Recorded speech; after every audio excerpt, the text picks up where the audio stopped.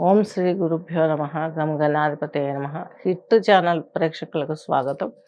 వృషభ రాశి కృతికా నక్షత్రం 3 పాదాలు, రోహిణి 4, మృగశిర 2 పాదాలు కలిపి వృషభ రాశి కిందకి వర్తిస్తుంది. వృషభ రాశి వారికి ఈ యొక్క జూన్ 1నే మేషరాశిలోకి కుజుడు సంచరించున్నాడు. అక్కడ ఆల్రెడీ బుధుడు ఉన్నాడు.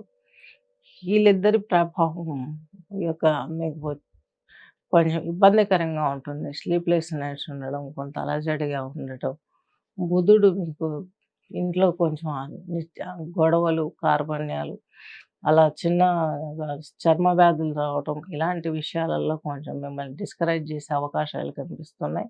అలాగే శత్రు, రుణ, రోగ ఒత్తిడి ప్రాబ్లమ్స్ కూడా క్లియర్ అవుతాయి. కాకపోతే సంతానానికి సంబంధించి కొంత ఇబ్బందిని ఫేస్ చేసే అవకాశం ఉంది. వివాహం కాని వారికి వివాహ ప్రయత్నాలు పెద్దగా కలిసి వచ్చే అవకాశాలైతే కనిపించట్లేదు ఈ మాసంలో. నెక్స్ట్ వచ్చేసి మీ హౌస్‌లోనే మీకు శుక్రుడు ఉన్నాడు కాబట్టి 1,00,000 ప్రాబ్లమ్స్ ఉన్న నెట్టి వేయగల కెపాసిటీ ఆయనకు ఉంటుంది. పైపెచ్చు దానవ గురువు, దేవగురువు అయినటువంటి ఇద్దరు అక్కడే ఉన్నారు. రవి భగవానుడు అక్కడే ఉన్నారు. మీకు మీ రాశిలో రవి భగవానుడు పెద్దగా యోగించాడు. ఈయన మీకు చతుర్థాధిపతి. సంసారంలోనో, హైయర్ ఎడ్యుకేషన్‌లోనో, జాబ్‌లోనో ఎక్కడో ఒక చోట మీకు కొంత వెలితిగా అనిపిస్తుంది. శుక్రుడు మాత్రం మీకు పరమశుభుడిగా ఉన్నాడు. గురువు మాత్రం మీకు సకల ఐశ్వర్యాలు ఇవ్వటానికి పెద్ద మొగ్గు చూపడు. ఎందుకంటే మొదటి స్థానంలో ఆయన పెద్దగా యోగించడు కాబట్టి, ఈయన మీకు సిబ్లింగ్స్‌తో problems, at the same time వారసత్వ ఆస్తులు, పెద్దవాళ్ళు ఎవరైనా మీకు ఎక్స్‌పైర్ అవ్వడం, ఇలా ఈ మాసంలో ఇలాంటి విషయాలు వినటం, ఇవన్నీ కూడా జరిగే అవకాశాలు ఎక్కువగా ఉన్నాయి. ఇకపోతే మీకు తృతీయం చంద్రుడు కర్కాటక రాశి పైన ఎవరి వీక్షణ ఉందామో చూసుకుంటే, ఇటు ఏ వీక్షణ కూడా కర్కాటకం పైన లేదు.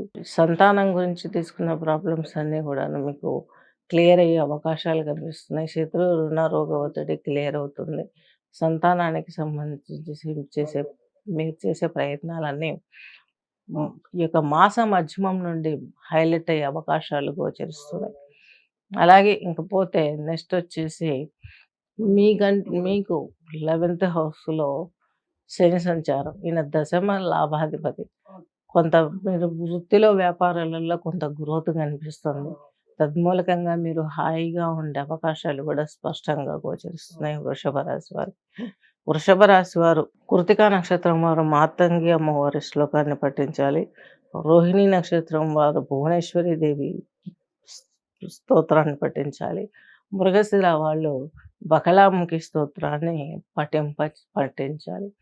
రాత్రుల పూట ఈ సాధన చేయమంటారు, చేయకండి. ఉద్ధృతాన్ని తట్టుకోలేము. వాళ్ళు సాత్వికంగా వాళ్ళని శరణు వచ్చినట్లయితే మీరు తాంత్రికంగా ఎంత చేస్తారో అంతకంటే ఎక్కువ మంచి ఫలితాలను ఇస్తారు. ఏం లేదు, జస్ట్ వాళ్ళ శ్లోకాలను వింటూ, ఆ ప్రార్థనలు వింటూ చక్కగా మీరు దండం పెట్టుకుంటే సరిపోతుంది.